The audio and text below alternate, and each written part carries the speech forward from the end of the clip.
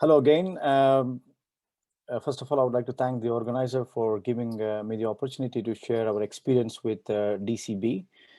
My name is Sandeep. I'm a cardiologist in Hartons Hospital in Birmingham, in the United Kingdom. So in my last lecture, I focused on the literature in DCBs and showing our data of Magic Touch. And in this presentation, I would like to purely focus on case-based example of Magic Touch from our center with some excellent cases, which will then instill some confidence in operators who want to embark this technology in India. So this is a first case of a 64-year-old man with crescendo angina, and he had an inferior myocardial infarction way back in 2016, which was treated with one long drug-eluting stent. He presented with more angina, and the angiogram showed there was no significant disease in the left system, but the right coronary, as you can see, is occluded within the stent. So it was an intra-stent CTO. So we used antegrade wire escalation. So that's a Corsair and Gaia 3.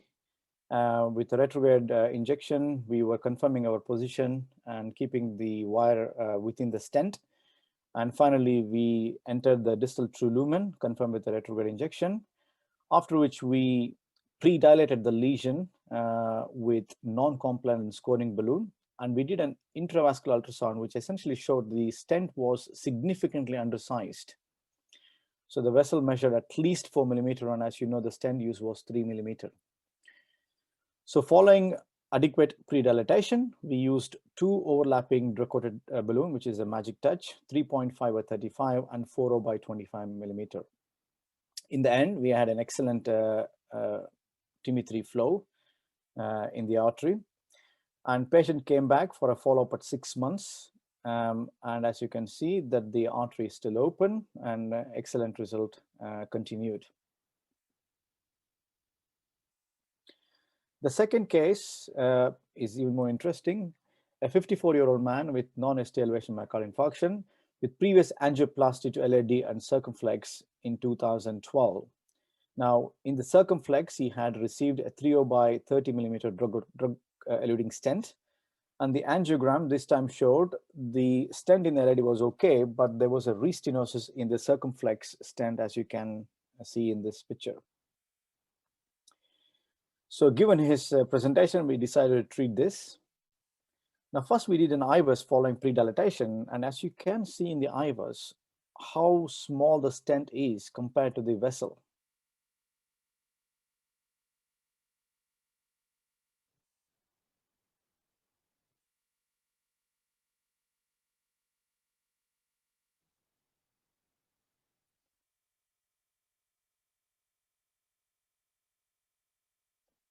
So if I show this in the still pictures, you could see the stent is significantly undersized, and that's the vessel area, and that's the stented segment. So this explains why this patient has had restenosis. And this is the proximal reference vessel, which is almost like a 4.5 millimeter or even 5. Whereas the distal reference, the vessel was again 4.5 millimeter, and the stent use was 3 millimeter. So we pre-dilated this lesion aggressively with 4 and 5 millimeter NC balloon.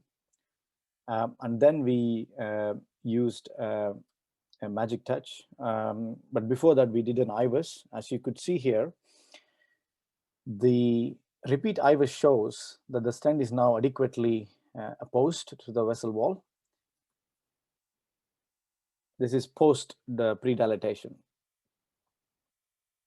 And you could see the difference here. That's the on the left-hand side, it's before the pre-dilatation, and this is after pre-dilatation. There's a significant improvement in the stent area. Again, same second picture, improvement in the stent area. And then we used a long Magic Touch, and we had an excellent result. And this patient hasn't come back. This procedure was done almost 9 months ago, and he remains asymptomatic. So we've not done any angiographic follow-up, but the fact that he's asymptomatic gives me a feeling this is this successful procedure, and he continues to have a good result. And this case shows the importance of using an IVUS, because if you had not used an IVUS, I would not have taken a 4.0 and 5mm balloon to optimize a stent. And simply using a smaller balloon would have resulted in failure of the procedure, and he would have come back with more restenosis. The third case is of a patient as a classic indication for DCB. So he's a diabetic Asian patient who had a subtotally occluded PDA, as you can see here in this little picture, and there was some disease in the distal right coronary artery. So after crossing the lesion with the help of Corsair and a Fielder XT wire, we had stented the distal segment with a drug-eluting stent, which you can see here. There's a drug-eluting stent placed. And for the PDA, we did some ballooning with a 2mm semi-compliant and a non-compliant balloon, and we had a result like this. Now, it is very difficult to place a stent here, everyone agrees. It is too small to place a stent, and even if you place a stent, you need a 2.0 by maybe 60mm length stent, and which obviously calls for restenosis within a few months or few years. So we decided to use a 2.25 by 40mm drug-coated balloon, and post DCB, we had a good result, which means there was no flow-limiting dissection or any significant recoils. We accepted this, and patient was discharged. 1 year later, he had some atypical chest pain, so we decided to perform an angiogram. And as you can see, there is a positive remodeling of the PDA, which was very small then, a year ago.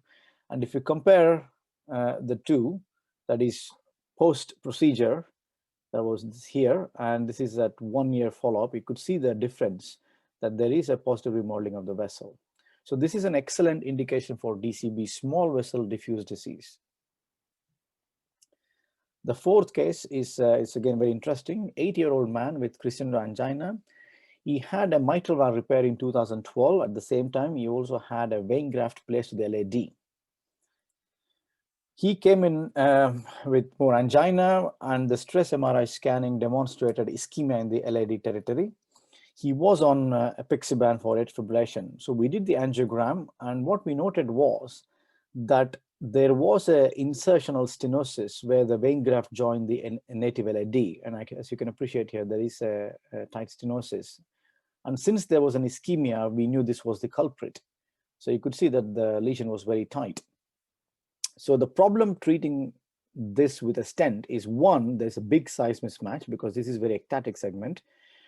Second is that if you do place a stent, you close the option of opening the native LAD in the future if there's an issue with the graft, which means you're closing that option off by putting a stent here. So this is an excellent indication for a DCB. So after pre-dilating with a non-compliant and a scoring balloon, we used a magic touch, which obviously touched both sides of the segment, that is the vein graft and the LAD. And we had a result like this. So we accepted because there was no significant recoil, no flow-limiting dissection, and patient had a procedure like this. So it's pre-treatment like this, and this is post-treatment.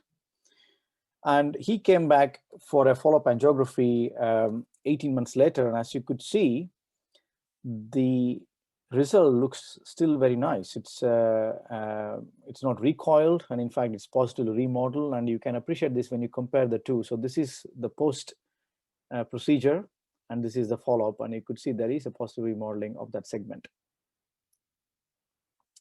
So the last case is of bifurcation.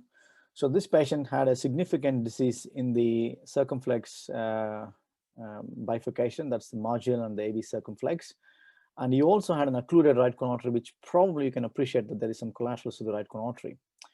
So here we placed the stent in the main branch.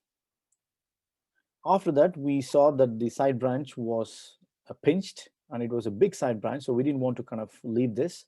So we used a magic touch here after pre-dilating, and we had a result like this. So patient came back for a staged PCI to the right coronary artery 3 months later. And as you can see, that the side branch looks nice. It's better than what it was post-procedure. So essentially it's positively remodeled, and you can compare these two. This is the post-procedure angiogram, And this is the follow-up angiogram. You could see there is a posterior remodeling of this segment. So in conclusion, DCBs, especially Magic Touch, are an excellent alternative to stents where they're not desirable. So for restenosis, where you don't want to place another layer of metal, small vessel diffuse disease, as shown in the cases I've just shown you, ostial side branch, so 001 bifurcation, and patient unable to tolerate DAPT. Thank you.